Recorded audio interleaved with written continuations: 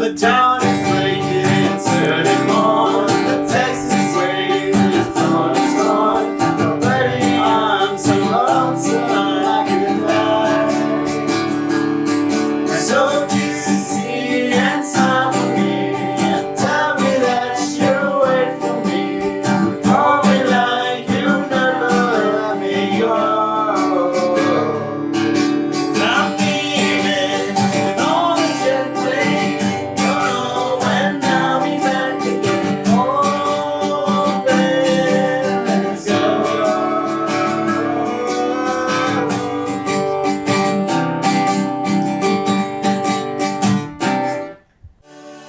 Hey guys, Dr. Nene here. I practice as a cardiothoracic, vascular, and general surgeon, and I'm now a health tech innovator who wants to improve lifespans and lifestyles. So stay healthy, stay curious, and keep watching. All right, let's talk music, you guys. Welcome back to the channel. Today we're going to talk a little bit about why your kid should learn music, and talk a little bit about Arin's journey and the fact that he's like a virtuoso and much better than all of us. But we just like to get into it and sing and play and jam. So, what's the story? Why did you push Arin to music? I think music or any form of art, whether it's dance or painting, playing instruments or anything, I think it's very important to have art in your life. Because one, it's a great stress buster. Second, it's great for your soul. It's one way of expressing yourself in a different medium, not just with words or not just with expression, but it's a different form of expression. And I think it's very important to have that in your life. All right, so I just wanted to say something.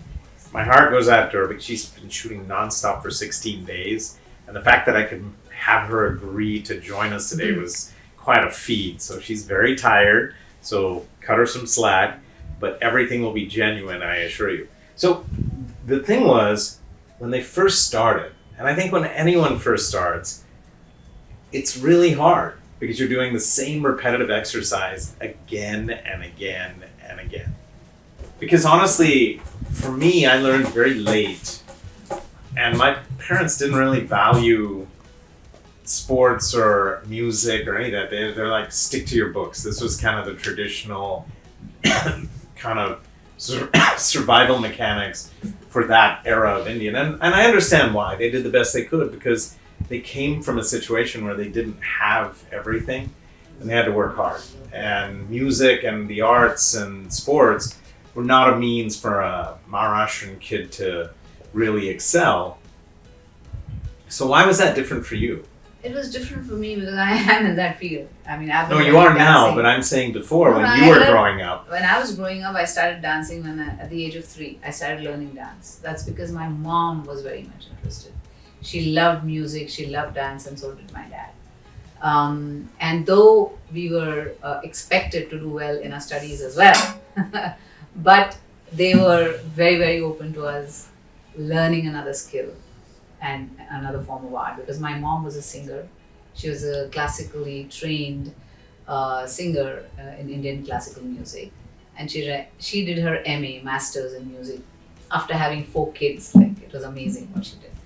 But she always encouraged us because, number one, she wanted to learn how to dance, and she was not allowed to. This was in Ratnagiri in the Gao. Yes, in the Gao. Village, She came from right? a very orthodox family, and at that time it was believed that girls from good families don't dance, but she was allowed to learn to sing.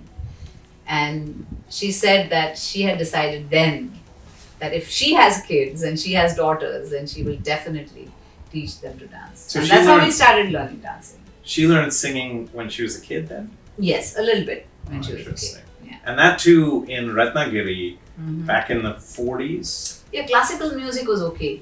Okay. Like singing was okay. Classical music was okay. And were they all like Lata Mangeshkar style? No, Lata Mangeshkar. 15 octaves?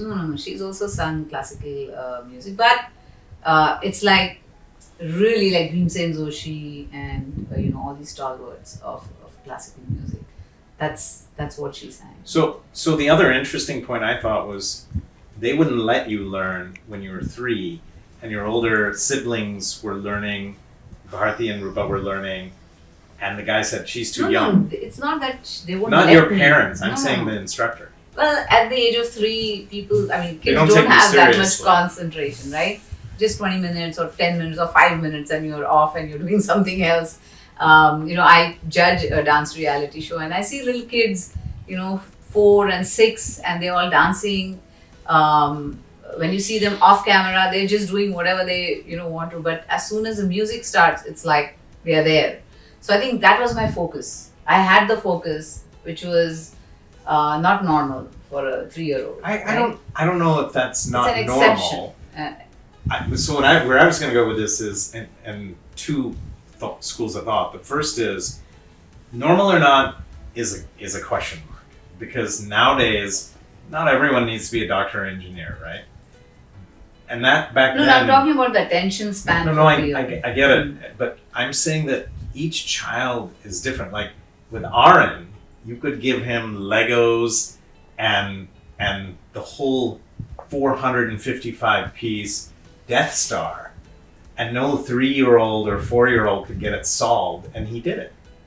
And so I think every kid has that. So this brings me to the next point. So in your case, by 16, you achieved some type of national scholarship or award or whatever in dance. That was when I was 8 years old. 8 I got years. a national Forgive me, not 16. award 8. for national Okay. scholarship for Kathak dancing. So clearly a And- prodigy, right? I mean, you see these people on that A.R. Rahman, who's a dear friend, had told us about, and I met them at one of the parties, and they're like naturals, right? Yeah. So now fast forward, and at what age should we start kids? And is this As a early forced as thing? possible. As early as possible. Remember Arin? He was just 2.5 years old. Yeah. He used to sit on his teacher's lap. Mark. and Yeah, Mark's lap. yeah, in And Denver. he used to play the piano, and Mark used to be so patient because he was just 2.5. How do you teach a kid who's 2.5? But he did. He had a lot of patience. So it's not just the student, even you need a good teacher to teach you. And he was very, very patient with you, Anand. And he started learning at that age. And I feel that, when you learn early on, you're like a sponge. You can absorb everything, I agree. I learned And much you later. learn faster. And you build an intuition for it. I Mm. think the kids who start early in any field, they're going to learn that field in a way that you can't really replicate through just structured practice learning. There's things like, it's like learning a language, right? The language that is your primary tongue, you don't have to think to speak it, you just speak it. Your thoughts are structured in that same way. This is one of those things where if you don't start early enough, it's hard to build that same level of intuition. And so there was something interesting, like you, he took to first 6 years of tabla, then 4 years of piano naturally. And I remember he would be in his room playing on his own, and his gift was improvising. He would hear stuff. I still remember that video where he played Riptide, and it's been played on the YouTube channel 100 times with him. And he's all of like 6 or 7 or 8 years old. We had come to India by then. 11. So 11? No, I think it was younger than that actually. I think it was younger. It was like 9 or 10. But that was a teacher who actually taught you by doing. And so lots of questions, because I started a lot later, and coordinating your left brain, your right brain, rhythm, voice. Mhm. I feel almost insufficient, and I do it because I love it. But it's very hard for me now. And as an operating surgeon, you were able to operate with both hands. As a heart surgeon in particular, you could tie knots with both hands, you could get in and out of things, but most people are not ambidextrous. Very few, I think, less than 6 or 7% of the population, if I'm not correct about that, don't hold me to it. But this is the same thing, that there's good studies that show if you train your brain across disciplines, that all of them come back. So in your journey then, I remember when he started, he was with first he was with the very beginning teacher back. And, I have to give credit to you, because this was always on your gearbox, whereas mine was always the science fixation, where I would have him building robots and building Death Stars and building, mechanical engineering feats, or, doing Pinewood Derby or something, right? You would always have them in the music and the arts. And in his case, he was like a natural, but more than that, he loved it. It was quite interesting. So tell me about that, Arin. How did you figure out this was something A, you could do, and B, gave you satisfaction, and you just did it without us telling? So that's the other thing. It's very hard because nowadays when you go to apply for college, everyone wants their kid to do 100 different things and they want a padded resume. But I would say to you, even if you did one or two things well, that would be an example of focus and discipline, as well as aptitude, right? And so 3 questions. One is, how did you get into it? The second is, how do you think it adds to your repertoire now? Because you're doing computer science, business, film, and music in a prominent college and enjoying all of it. And then third, how did it add to your social life? Because it's a talking point for sure. And I would say with the music, I mean, I can tell you it brings people together. I have always sang, Absolutely. and only now I've started playing instruments. But tell me in your words, I mean, how did you find this? How did it light up? I know for her, not only were you good at it, you were a prodigy, but you actually enjoyed it. And Oh yeah. I don't and that's why I understand. did it. And that's why I did it. I mean, it's grueling. And would it be sometimes. anything besides that? It's- Dance is something you love, but let's say if you had a singer in the family, which you did, and you've dropped an album or parts of one, and you've recorded an album, and you're pretty good at it, and you've done acting, is it just an art gene that some people have and other people don't, or is it just exposure? No, just, it's So let's- exposure too. What do you think, Arin? Well, I mean, the first thing I would say is you were too quick to segment yourself off. I love art because of you, but also because of you. I picked up guitar because you started learning guitar. I did. My teacher was your teacher. Yeah. And I think that everyone has both of those sides to themselves, and they pick different ways to express it. But at the end of the day, art in all forms is a form of expression. It could be anything. It could be you paint, you sing, you cook. But we all find ways to express ourselves. It could be through Excel spreadsheets that you find a way. Maybe you color code everything. But you should never doubt that you can't pick something up. I think that there are things that you must learn early, and it will be a lot harder if you do it later, but that doesn't mean it's impossible. Yeah. I've known, there's this one jazz pianist who, Japanese, and he started learning at the age of 18, and then he would go on to put out amazing works. I believe his name is Ryo Fukui. He is fantastic, and he started very late in life, and his work is some of the stuff that inspires me to learn. As for me, First of all, I'm fortunate enough to have 2 parents who've done so well for themselves in life that I can have access to all of this equipment. I think that it has just changed even my ability to pick up things. One of my things is that I want to be able to pick up any instrument that I come across. And the 2 things that gave me that ability were piano and tabla. I think that all of those very important lessons of rhythm and understanding how to modulate rhythm, understanding how to play with others, through tabla that I learned, I apply every single time I do music or anything in life, honestly.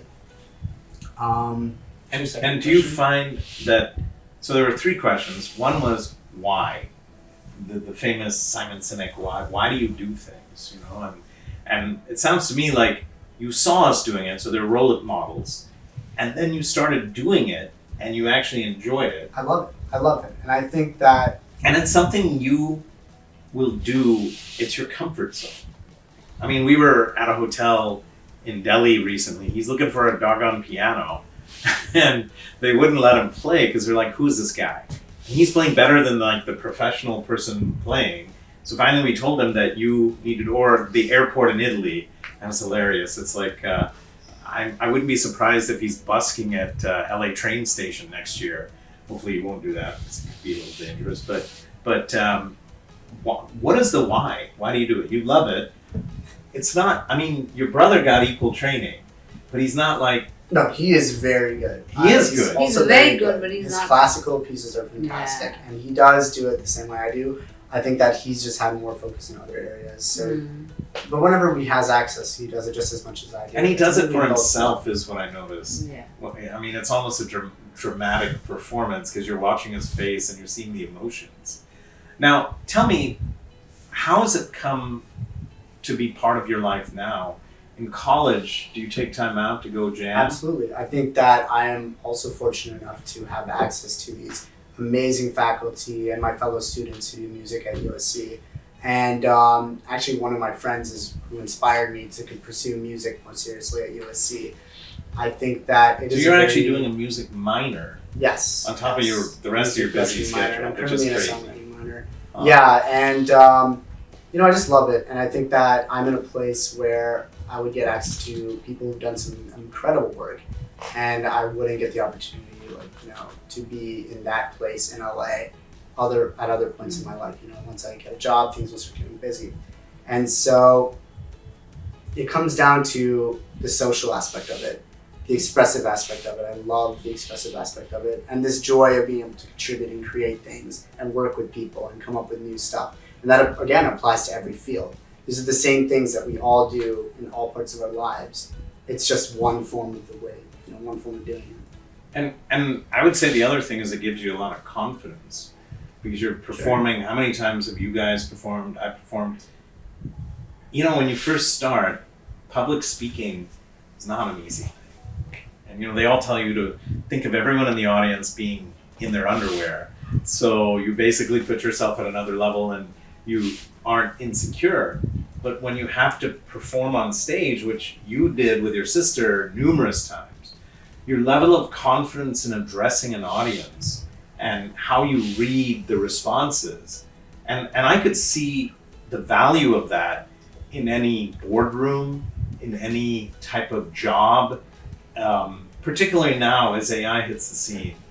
Where do you see the effect of this sort of training on AI? And I mean it from two angles. One is, will AI replace music? That's one thing which all of us are asking. The second, more important one is, there's an estimate that 40% of jobs will be wiped out in 10 years and be relegated to AI. We're seeing that in some of the layoffs at the big techs of all things, because the AI is writing their code and they're shipping them all off to other places where it's cheaper to perform or produce. But my feeling is the creativity which you develop with what you're doing will allow you to do it. So what are your thoughts on that? So first with the AI question. AI, I think, people are getting laid off, but AI will create different kind of jobs, I think. It's not going to be like people are going to But do you think it'll be producing the music? same thing happened when, Yeah. It can produce music. It can write. It can. Have you write written scripts. any of those algorithms? It can produce music. It can write scripts. It can digitally recreate actors or other artists. I think it's not going to replace artists just yet who are front facing, but I think a lot of the jobs behind the scenes are at risk, and that's why you're seeing all the SAG-AFTRA strikes in LA. And even after the strikes, writers are still not getting work. Behind the scenes are still not getting work.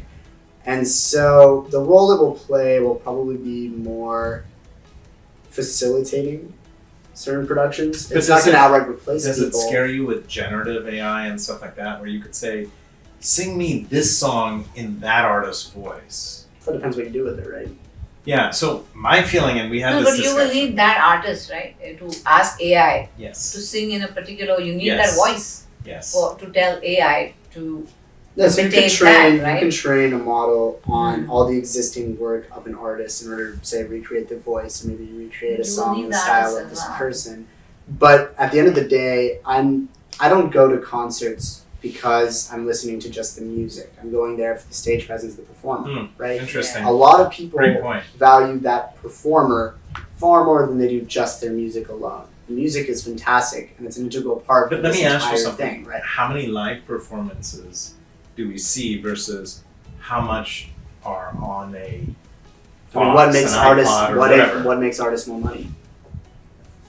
The live, I would think. But having said that, if you're the top streaming artist, then nowadays, and streaming, it was The incredible. top streaming artists are still going on live tours. Yeah. I mean, Many But Look watching at someone Taylor. live is a different thrill It's a very different though. for the audience. Yeah, 100%. And you see all the live performances, they're usually sold out. Yeah. Because everybody wants So that you're saying that experience. AI won't to necessarily be wipe that with, out. yes. You know, to it be couldn't. with A other great people. point. I think it's a great It point. couldn't. Because it's a social outing. You're going out So with other fellow beings Yeah, exactly. and enjoying a common love. Yeah. That's how half of the reason you go to a live concert is to go with your friends, right? But half of it's not even about the artist. It's just about Yeah. you and your life. And that's the other thing too, is that But what if you don't have access?